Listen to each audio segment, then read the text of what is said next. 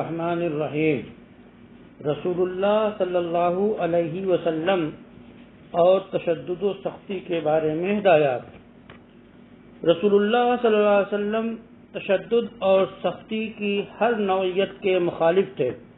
تشدد مسلمانوں پر کیا جائے یا غیر مسلموں پر، آپ صلی اللہ علیہ وسلم اس کے خلاف تھے، اس لیے کہ آپ صلی اللہ علیہ وسلم کا پیغام انصاف، امن و سلامتی اور مساوات کو فروغ دینا تھا اور پوری انسانیت میں انسانی اخلاق کی روح پھونکنی تھی۔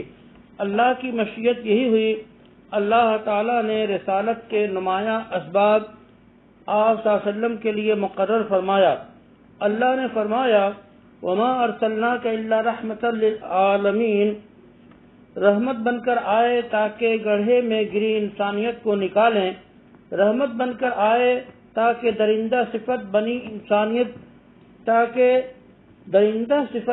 انسانیت کو انسانی اخلاق کی دولت واپس دیں، رحمت بن کر آئے تاکہ جنگل بنی دنیا کو عدل دلائیں، رحمت بن کر آئے تاکہ مظلوموں کو حق دلائیں، رحمت بن کر آئے تاکہ لوگوں کو ظالموں سے نجات دلائیں، رحمت بن کر آئے تاکہ پوری انسانیت پر امن و سلامتی کی چادر تن دیں۔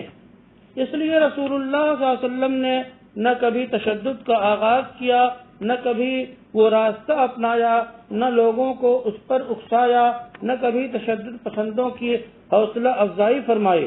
حضور صلی اللہ علیہ وسلم کے زمانے میں جتنی جنگیں ہوئیں وہ سب بطور دفاع کے ہوئیں۔ جب دشمن آپ صلی اللہ علیہ وسلم سے لڑنے آ گئے، زمانہ نبوت میں جنگیں، دور جدید میں بڑی طاقتوں کی ساری جنگوں کا مقصد ملک کی توسیع و غلبہ، دولت لوٹنا، بدلہ لینا ہوتا ہے۔ اس کے برخلاف رسول اللہ صلی اللہ علیہ وسلم کی ساری جنگیں بطور دفاع تھیں، قرآنی ہدایات کے مطابق تھیں جو محمد صلی اللہ علیہ وسلم پر اتری، اور اللہ نے رسول کے پیروکاروں کو جنگوں اور لڑائی میں اس کی پابندی کی ہدایت کی۔ قرآنی وضع کردہ اخلاقی اصول و ضوابط چند یہ ہیں۔ نمبر 1، دفاع نفس۔ اللہ تعالی نے فرمایا اذن للذین یقتلون بأنہم ظلموا وإن اللہ علی نصرہم لقدیر۔ اس آیت کریمہ میں ستم رسیدہ، لٹے پٹے، زمین سے بے دخل کیے گئے کو اپنی مدافعت کا حق دیا گیا اور اجازت دی گئی، اور یہ سب کچھ رسول اللہ صلی اللہ علیہ وسلم کے لوگوں کے ساتھ پیش آیا تھا تو ظلم و ستم، قتل و غارت گری، ایذا رسانی، جائیدادوں پر قبضہ مکہ مکرمہ میں 13 سال تک ہوتا رہا۔ پھر دفاع کے لیے جنگ کی اجازت کے بارے میں آیت اتری، خدا کا حکم آیا، اور دفاعی جنگ کی اجازت دشمنوں کے ساتھ تو برتاؤ کے باب میں بڑی اخلاقی بنیاد ہے۔ دوسری آیت اس کی تائید ہوتی ہے، جنگ و قتال کی ابتدا نہ کی جائے، ہاں دشمنوں کی طرف سے تشدد زیادتی ہو تو دفاعی جنگ کی اجازت ہے۔ اللہ تعالیٰ نے فرما دیا جس کا کہ اللہ کی راہ میں ان لوگوں سے لڑیے جو آپ سے لڑتے ہیں، اور حد سے نہ بڑھیے، بے شک اللہ تعالیٰ حد سے بڑھنے والوں کو پسند نہیں کرتا۔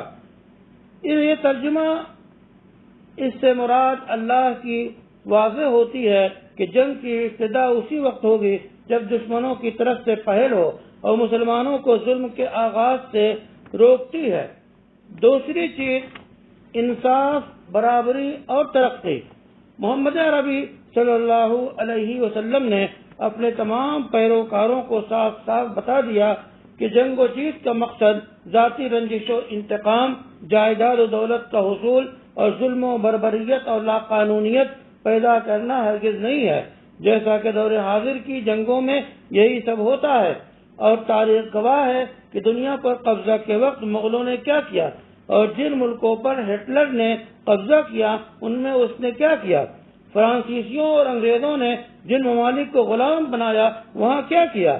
ان تمام حملہ آوروں نے ظلم ڈھایا، قتل و درندگی کی، لوٹ و غارت گری کی اور اس کا بازار گرم کیا اور ظلم سر چڑھ کر بولا، جبکہ نبی رحمت صلی اللہ علیہ وسلم نے جنگ و جیت کے اعلیٰ مقاصد کی طرف توجہ دلائی، اور وہ یہ ہیں: نمبر 1 انصاف برابری عام کرنا، نمبر 2 امن و امان قائم کرنا، نمبر 3 ظلم کا خاتمہ، حقوق کی ادائیگی۔ اللہ تعالیٰ نے مسلمانوں کے غلبہ کے وقت فتح و نصرت کے مقاصد کی روح کو اس فرمان میں بیان کیا: الذین ان مکناہم فی الارض اقاموا الصلاة وآتوا الزکاة وامروا بالمعروف ونہوا عن المنکر وللہ عاقبۃ الامور، کہ جب ہم انہیں روئے زمین پہ حکومت عطا کریں گے تو وہ نماز قائم کریں گے، زکوٰۃ ادا کریں گے، بھلائی کا حکم کریں گے، برائی سے روکیں گے، اور انجام اللہ ہی کا۔ 4 مقصد بیان کیے گئے: نمبر 1 روحانیت کی تعمیر، نمبر 2 اقتصادی ترقی، نمبر 3 عدل کا قیام، نمبر 4 فساد کے خلاف جنگ۔ یہ وہ اصول اور ضوابط ہیں جن کو معاشرے میں اور عالمی ماحول میں قائم کیا جائے تو انصاف پھیلتا ہے، ظلم مٹتا ہے، رحمت عالم صلی اللہ علیہ وسلم کی رحمتیں عام ہوتی ہیں۔ وصلی اللہ علی النبی الکریم وعلی آلہ وصحبہ اجمعین۔